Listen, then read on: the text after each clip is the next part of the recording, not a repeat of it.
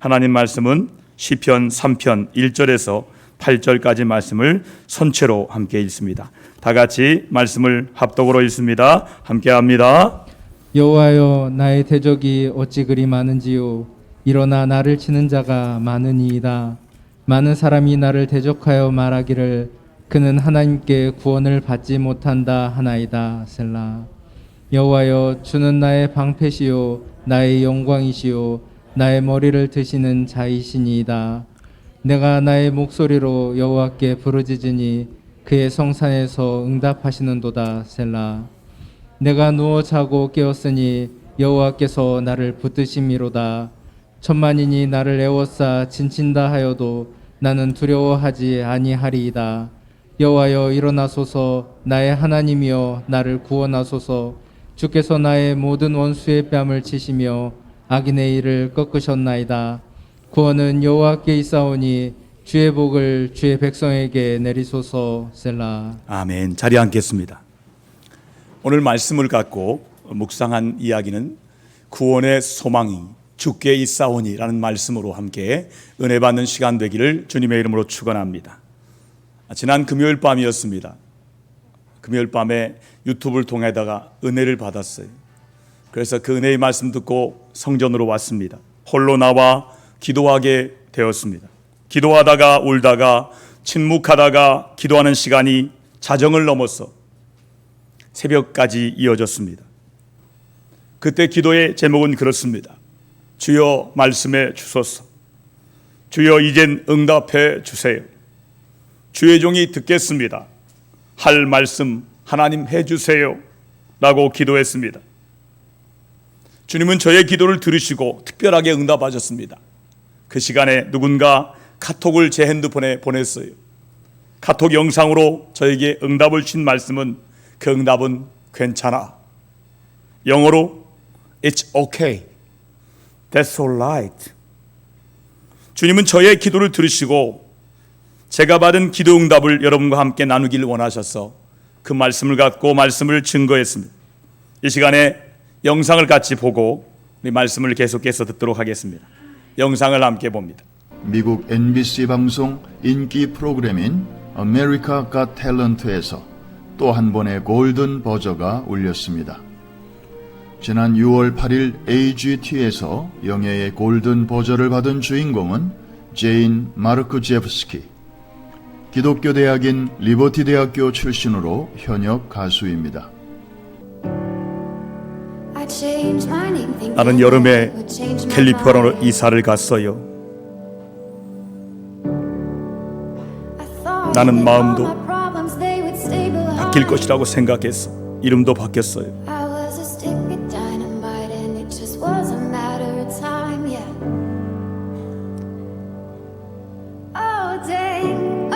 내 문제들이 여기까지 따라올 줄 몰랐어요.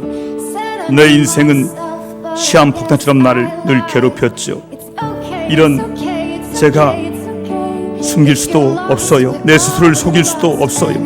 괜찮아, 괜찮아, 괜찮아. 지금 길을 잃었나요? 우리도 마찬가지예요. 그러니까 괜찮아요. 괜찮아, 괜찮아.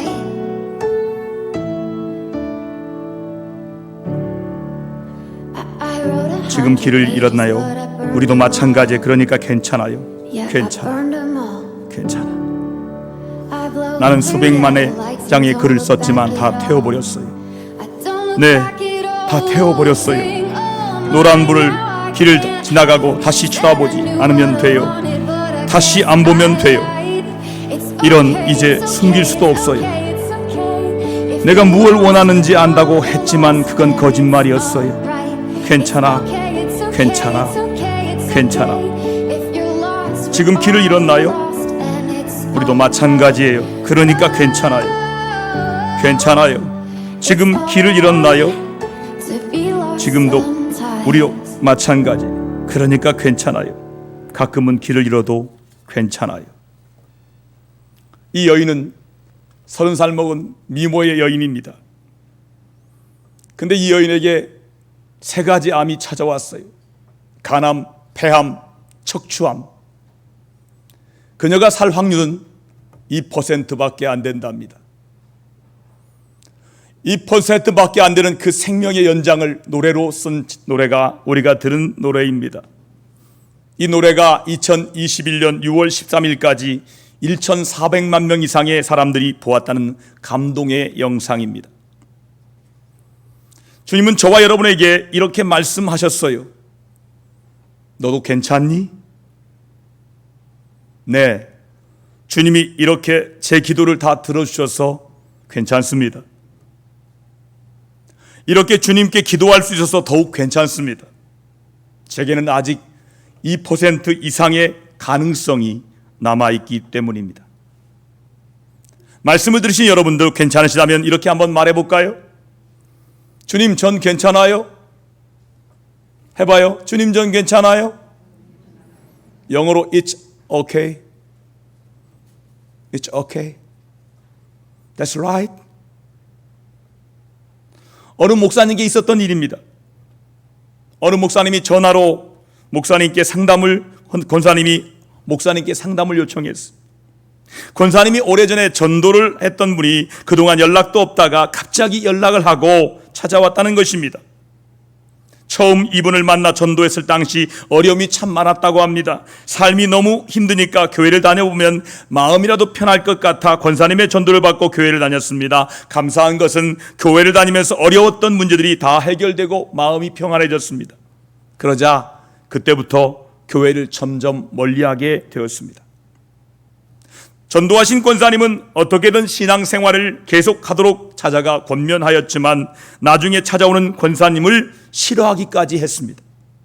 더 이상 찾아갈 수 없어서 기도만 하다 보니까 서로 연락이 없었습니다. 그런데 최근에 갑자기 전화를 해서 보고 싶다고 했습니다. 그리고 권사님이 직접 찾아오셨습니다. 권사님이 찾아온 이유를 힘들어서였습니다. 사업을 하다 보니 빚이 많아졌습니다. 코로나19로 사업도 잘 안 되었습니다. 부부관계도 안 좋아서 이젠 이혼을 하게 되었습니다. 원만한 이혼을 하지 못해서 재산을 가지고 남편과 재판 중에 있는 상황이었습니다.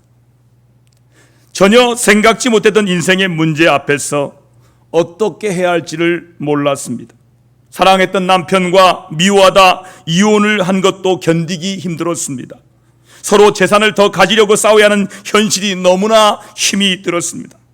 어떻게 하다가 내 인생이 이렇게 되었을까? 남들은 잘 사는 것 같은데 왜 나에게 이런 일이? Why me? 왜 나에게 이런 일이? 하루하루 그렇게 살아가는 것이 너무 괴롭고 죽고 싶은 마음이 나서 그 권사님을 찾아왔답니다. 권사님은 이 사람을 어떻게 해야 하냐고 그 목사님에게 상담을 요청했습니다.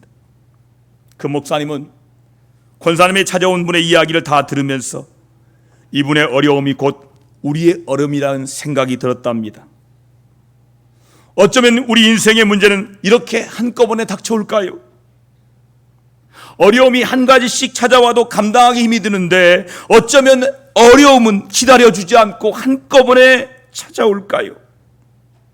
자녀의 문제, 건강의 문제, 그 물질의 문제가 한 번에 찾아올까요? 이러한 인생의 문제 앞에 우리는 어떻게 살아가야 할까요? 하나님께서 우리에게 준 말씀을 보면 감당할 수 없는 인생의 어려움을 겪고 있는 사람이 나옵니다. 그 사람이 바로 다윗입니다. 다윗은 어떤 어려움에 처해 있을까요? 다시 말씀을 보시기 바랍니다. 시편 3편 1절 위에 다윗이 어떤 어려움 중에 시편을 썼는지 기록하고 있습니다. 뭐라고 쓰여 있습니까? 제가 있는 성경에 보니까 다윗이 그의 아들 압살롬을 피할 때 지은 시라고 쓰여 있습니다. 여러분, 우리가 겪는 인생의 어려움들은 여러 가지입니다. 그 어려움 중에서 가장 큰 어려움이 무엇일까요? 그것은 내가 믿었던 사람에게 배신을 당하는 것처럼 힘든 일은 세상에 없습니다. 그런데 다윗은 누구에게 배신을 당했습니까? 바로 자신의 아들에게 배신을 당했습니다. 아버지를 배신하고 반역을 한 아들 압살롬은 다윗이 가장 사랑했던, 가장 기대했던 아들이었습니다. 다윗이 압살롬이 자신을 배신할 것은 전혀 생각지도 못했습니다. 다윗 모르게 다윗의 주변 사람들을 자기 편으로 만들었습니다. 그리고 반역을 함께 도모하였습니다. 다윗은 목숨을 부지하기 위해 급하게 왕궁을 빠져나와야만 했습니다. 당시 상황이 어떠했는지 1절, 2절 말씀 보면 우리가 알 수 있습니다. 같이 말씀을 확인합니다. 함께 읽습니다. 1절, 2절입니다. 여호와여, 나의 대적이 어찌 그리 많은지요. 일어나 나를 치는 자가 많으니이다. 많은 사람이 나를 대적하여 말하기를 그는 하나님께 구원을 받지 못한다 하나이다. 셀라. 당시 압살롬의 반역에 가담했던 사람들이 많았습니다. 이 사람들은 외부 사람들이 아니었습니다. 다윗에게 한때 충성한 사람들이었습니다. 다윗과 함께 전쟁터에서 함께했던 전우들이었습니다. 그런데 이 사람들이 다윗에게 등을 돌렸습니다. 그리고 그들의 계획이 얼마나 치밀했는지 그들은 뭐라고 말하고 있습니까? 하나님도 다윗을 구원할 수 없다라고 말했습니다. 다시는 왕의 자리로 돌아올 수 없을 것 같은 상황이었습니다. 여러분 같으면 어떻게 하시겠습니까? 생각지도 못한 어려움 속에서 우리는 어떻게 살아가야 할까요? 하나님께서 오늘 우리에게 주신 말씀을 통해 우리가 어떻게 살아가야 할지를 말씀하고 계십니다. 이 시간 주신 말씀을 통하여 인생의 고난 가운데 승리하시는 성도 여러분 다 되기를 주의 이름으로 축원합니다. 첫 번째는 우리 자신에게 도움을 준 분이 누구인가를 바로 알아야 합니다. 인생의 어려움을 당한 분들이 어려움을 해결하고 하다가 더 심각한 어려움에 처하게 되는 것을 우리는 보게 됩니다. 그 이유가 무엇일까요? 어려움을 해결하려고 이 사람 저 사람 찾다가 나쁜 사람을 만나기 때문입니다. 어려움을 당하면 판단력도 흐려집니다. 이 사람이 좋은 사람인지 나쁜 사람인지 알 수가 없습니다. 그러다 보니 나쁜 사람 사기꾼을 만나게 됩니다. 그래서 어려울수록 나에게 도움을 줄 분이 누구인지를 바로 알아야 돼요. 다 같이 3절 말씀을 함께 읽습니다. 함께 합니다. 여호와여, 주는 나의 반석 방패요 나의 영광이시오 나의 머리를 드시는 자신이다. 아들의 반역으로 쫓겨나게 된 다윗은 얼마나 정신이 없었을까요? 마음 상태가 어땠을까요? 이를 갈았겠죠. 치가 떨렸을 겁니다. 너 맞아. 내가 너를 얼마나 믿었는데 그 믿는 아들로부터 나올 때 그는 정신이 하나도 없었어요. 어려움을 겪고 있는 다윗에게 많은 사람들이 이 조언 저 조언 조언을 했을까요? 얼마나 많이 조언했을까요? 그런데 다윗은 그들의 말을 듣지 않고 하나님을 고백하고 있습니다. 어떤 하나님을 고백하고 있습니까? 방패 되시는 하나님을 고백하고 있습니다.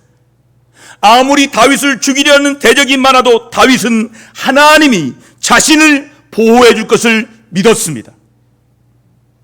그 대적들이 계획이 아무리 완벽해도 하나님은 그 모든 위험으로부터 보호하시는 방패가 되어 주실 것을 믿었습니다.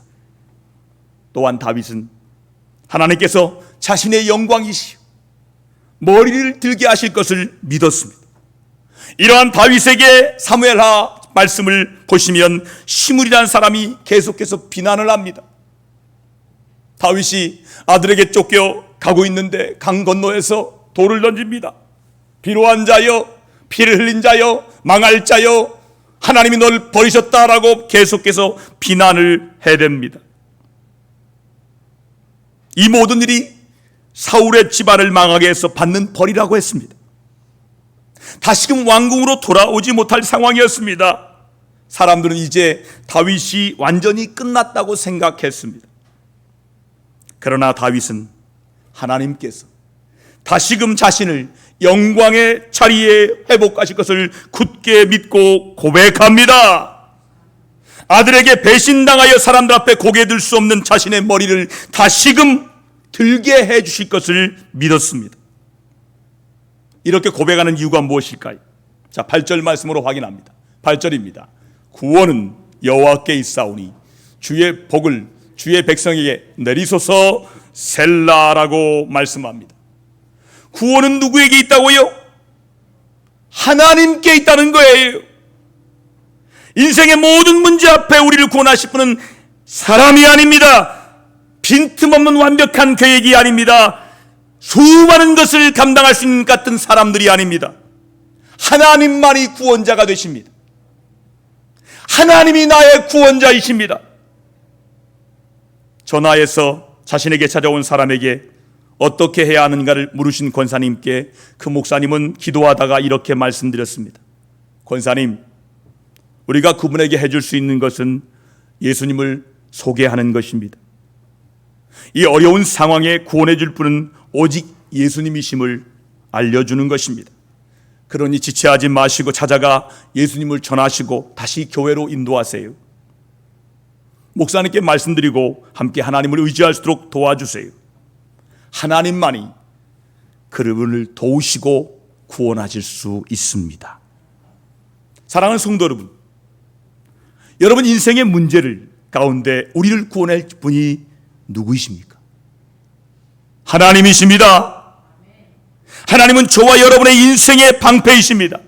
우리 보기에 아무리 대단한 문제들도 결코 우리를 해할 수 없습니다.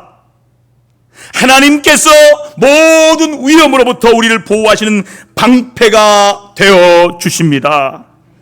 하나님은 문제 앞에 부끄러워 고개 숙이고 어떻게 알 수 없어 낙심 가운데 있는 우리의 머리를 들게 하시는 분이십니다. 이제 고개를 드세요. 우리의 구원은 오직 하나님께만 있습니다. 한번 따라합시다. 나의 구원은 오직 하나님께만 있습니다.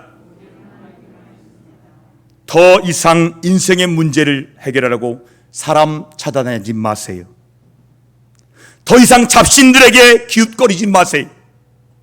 오직 구원은 하나님께 있음을 굳게 믿으시기를 바랍니다. 마지막 둘째로 자신이 스스로 기도해야 됩니다. 다윗은 자신을 대적으로부터 구원하실 분이 하나님이심을 알았습니다.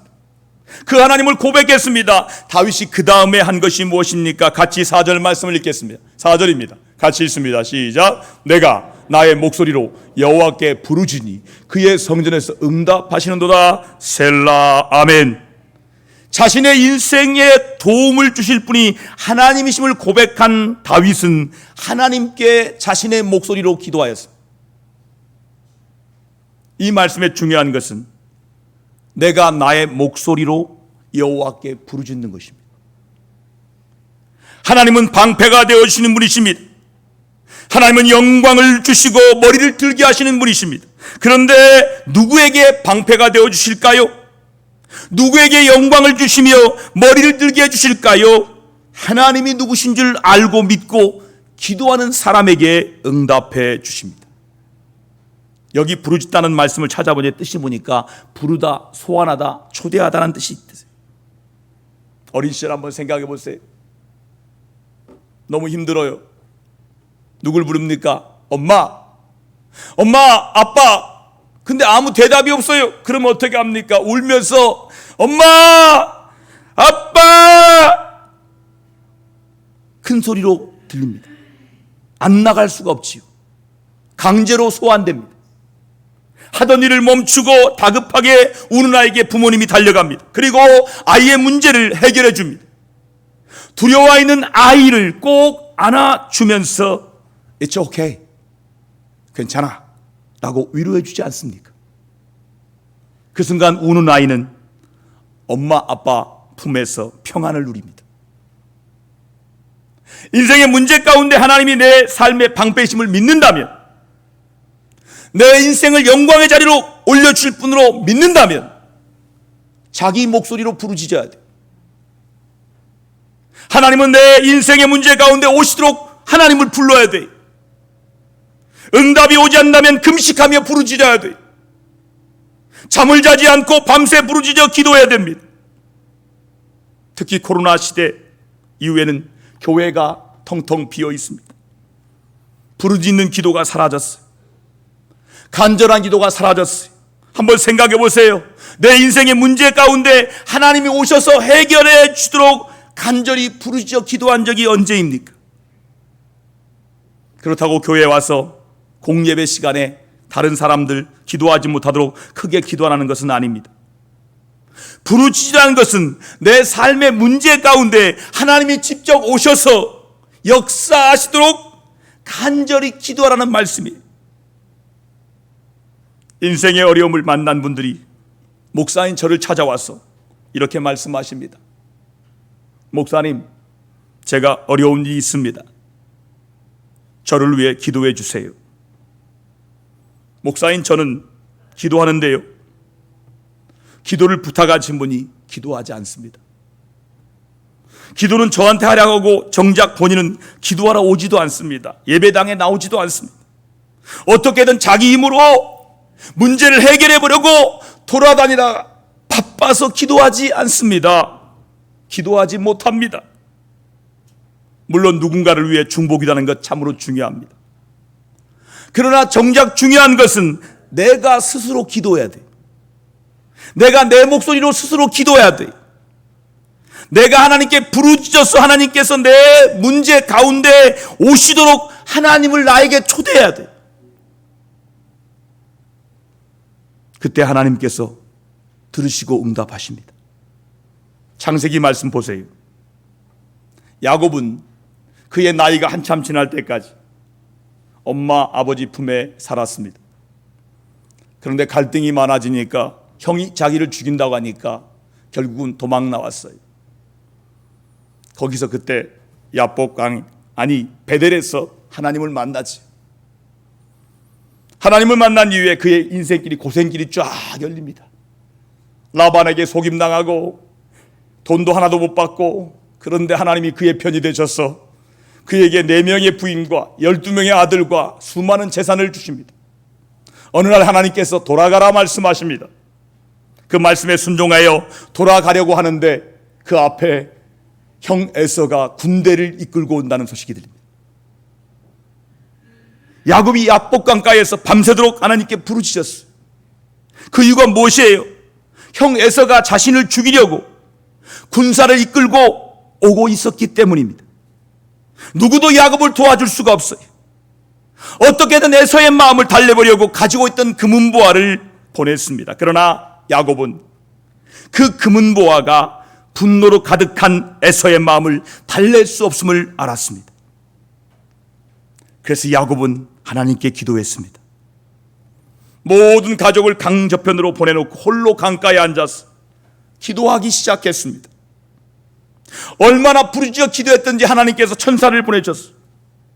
천사가 나타났을 때 그 천사를 붙잡고 놓아주지 않았습니다. 자신을 축복해달라고 간절히 간구를 했습니다. 여러분 한번 생각해 보세요. 나를 축복해달라고 하는 기도가 평소에 하는 말처럼 그런 말투였을까요? 아니면 소리 지르며 기도했을까요? 모든 것을 잃어버릴 수 있는 상황 가운데에서 소리 지르면서 축복해 주기를 간구했습니다. 그러다 천사가 빠져나가려고 야곱의 환도뼈를 칩니다. 환도뼈가 부러졌고 야곱에게 극심한 고통이 찾아왔습니다. 그러나 야곱은 천사를 놓지 않았어. 자신을 축복해 주지 않으면 절대로 놓지 않겠다고 말했습니다. 그때 하나님께서 야곱에게 축복을 주셨어요. 하나님과 겨루어 이긴 사람이라는 말씀해 주셨어요. 어떻게 사람이 하나님과 싸워 이길 수가 있겠습니까? 야곱의 간절한 기도에 부르짖음에 하나님이 들으셨음을 뜻하는 말씀입니다. 사랑하는 성도 여러분, 하나님께 부르짖어 하나님을 여러분 인생의 문제 가운데 초대하시기를 바랍니다. 하나님을 초대해서 여러분 앞으로 부르시기를 바랍니다. 부르짖는 자들의 소리를 들으시고 하나님께 여러분의 인생 가운데 개입하고 역사하실 줄 믿습니다. 이제 말씀을 마치려고 합니다. 수많은 돼지딸들과 아들로부터 배신당한 다윗은 자신에게 도움을 줄 분이 하나님이심을 진실로 고백했습니다. 그리고 그 하나님께 부르짖어 기도했습니다. 그런 다윗에게 어떤 일이 벌어졌을까요? 첫째는 그가 누워 자고 깨었어요. 이것의 의미는 무엇일까요? 누가 누워 자고 깰 수 있습니까? 마음이 평안한 자가 누워 자고 깰 수 있습니다. 두려움이 많은 사람은 누워 자고 깰 수가 있습니까? 마음이 평안한 자가 누워 자고 깰 수 있고, 두려움이 많은 사람은 누워 자고 깰 수가 없습니다. 1절 이후 2절 다윗과 5절 이후의 다윗은 완전 다른 사람입니다. 1절 2절의 다윗은 아들의 배신과 수많은 적들로부터 인해 근심하는 다윗입니다. 하지만 하나님이 누구신가를 고백하고 그 하나님께 부르짖은 다윗은 불안한 다윗이 아니라 평안한 다윗으로 변화되었어요. 두 번째는 두려워하지 않았습니다. 자, 6절 말씀 같이 확인합니다. 6절입니다. 시작. 천만인이 나를 애워싸 진친다 하여도 나는 두려워하지 아니하리다. 천만인이 자신을 두려워해서도 두려워하지 않겠다라고 고백합니다. 여러분, 하나님을 구원하시는 분으로 고백하고 기도할 때 하나님께서 두려움을 없게 하시고 담대한 다윗이 되게 하셨습니다. 할렐루야. 사랑하는 성도 여러분, 우리를 구원할 분이 오직 하나님이십니다. 그 하나님께 간절히 여러분 목소리로 부르짖어 기도하시길 바랍니다. 하나님께서 모든 어려움 가운데서 평안한 마음, 평안의 선물을 주셔서 자고 깨게 하실 줄 믿습니다. 두려움이 사라지게 하시고 담대하게 모든 어려움 앞에 굳게 서게 할 줄 믿습니다. 그 믿음을 있는 사람들은 같이 기도할게 함께 기도하겠습니다. 기도하실 때 다윗과 같이 되게 해달라고, 야곱같이 되게 해달라고 동성으로 오늘 말씀 붙들고 간절히 주여 외치며 기도하겠습니다. 주여 하나님 아버지 감사합니다. 오늘 말씀을 듣고 보니 나의 이야기입니다. 주여, 이 이야기가 하나님 이야기로 끝나는 것이 아니라 기도의 응답으로 이어지길 원합니다. 야곱과 같이 부르짖어 기도하게 하여 주시고 다윗과 같이 부르짖어 기도하며 말미암아 평안이 찾아오게 하여 주시고 아버지 두려움이 사라지고 담대한 사람으로 변화되게 하여 주옵소서. 예수님의 이름으로 감사하며 간절히 기도드리옵나이다. 아멘.